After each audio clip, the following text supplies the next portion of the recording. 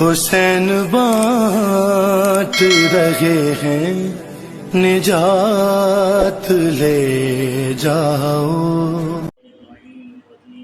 بسم اللہ الرحمن الرحیم. الحمد للہ رب العالمین والعاقبۃ للتقوی والمتقین. الصلاۃ والسلام علی اشرف الانبیاء والمرسلین. اما بعد فقد قال اللہ فی کلامہ المجید والفرقان الحمید. بسم اللہ الرحمن الرحیم.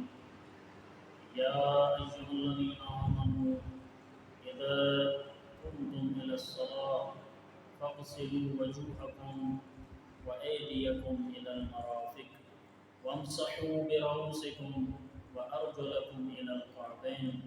صدق اللہ العلی العظیم.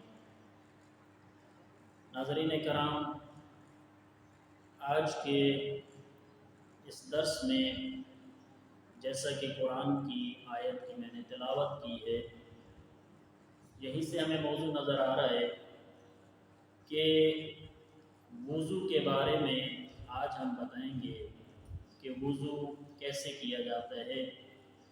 سورہ مائدہ 6 پارے میں ارشاد رب العزت ہو رہا ہے، یا ایھا الذین آمنوا اذا قمتم الی الصلاۃ، اے ایمان والو جب تم نماز کے لیے کھڑے ہو، فاغسلوا وجوہکم، اپنے چہروں کو دھو لو، اور پھر فرمایا وَأَيْدِيَكُمْ إِلَى الْمَرَافِقِ، اور اپنے ہاتھوں کو کونیوں سمیت کونیوں تک دھو لو.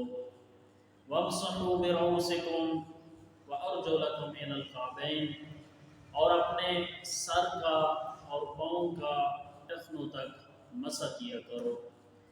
تو مذہب شیعہ اثنا عشریہ خیر البریہ کہ جس کے احکام شریعہ کا ہر شرعی احکام کی بنیاد قرآن مجید ہے، تو اسی طرح وضو بھی ہم قرآن مجید سے ہمارا ثابت ہے، اور ہم وضو کرتے ہیں تو قرآن مجید کے مطابق کرتے ہیں.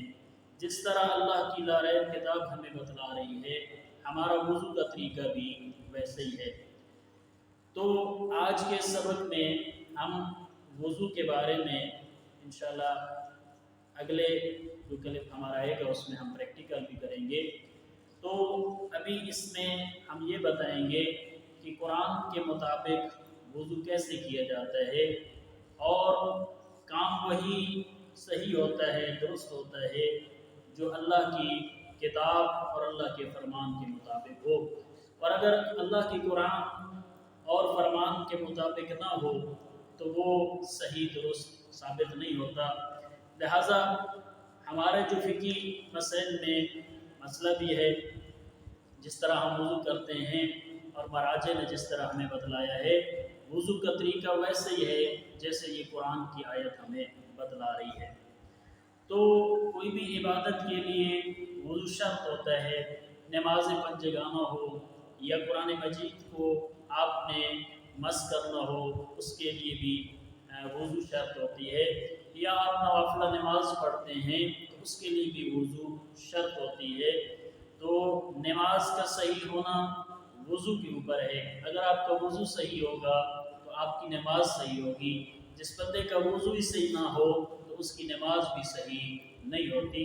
اس لیے ہمیں کوشش کرنی ہے کہ پہلے وضو کے مسائل ہمیں پتہ ہوں، پھر ہم نماز کے مسائل کی طرف ہیں. جس بندے کو وضو کرنے کا طریقہ ہی نہ آتا ہو اور وہ اگر نماز کے بارے میں بات کرتا ہے تو میرے خیال میں یہ بات درست نہیں ہے. تو پہلے اسے اپنے مذہب کا شیعہ اثنا عشری ہونے کے لیے اپنے وضو کا طریقہ معلوم ہونا چاہیے، اور ہمارا وہی طریقہ ہے جو ہمیں قرآن نے بتایا ہے. تو وضو نماز پنجگانہ کے لیے واجب ہوتا ہے. تو وضو میں خود وضو کے اندر بھی کچھ چیزیں واجب ہوتی ہیں اور کچھ مستحب ہوتی ہیں. تو وضو میں واجب چیزوں کے بارے میں یہ ہے کہ سب سے پہلے واجب ہے چہرے کا دھونا. چہرے کا دھونا واجب ہے. اس کے بعد 2 بازوؤں کا کونیوں سمیت دھونا یہ بھی واجب ہے. اس کے بعد سر کے اگلے حصے کا مسح کرنا اور دونوں پاؤں کے سامنے والے حصے کا مسح کرنا، یہ چیزیں وضو کے اندر واجب ہیں۔ اس کے علاوہ باقی چیزیں آ جاتی ہیں، ناک میں پانی ڈالنا ہے، کلی کرنا ہے، پاؤں دھونے ہیں، تو یہ مستحبات میں آ جاتا ہے۔ اگر ہم کریں گے تو ثواب میں اضافہ ہوگا، اگر نہیں بھی کرتے تو کوئی حرج اس میں نہیں ہوتا۔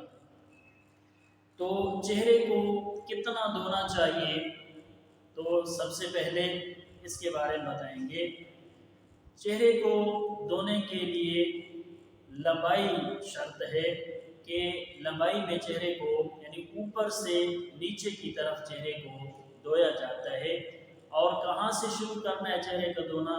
جہاں سے سر کے بال اٹھتے ہیں تھوڑا سا آخری کنارے تک ہو، تو یہ یعنی وہاں سے شروع کر کے جہاں تھوڑی ہے وہاں تک ہو دھونا، یہ لمبائی میں واجب ہے۔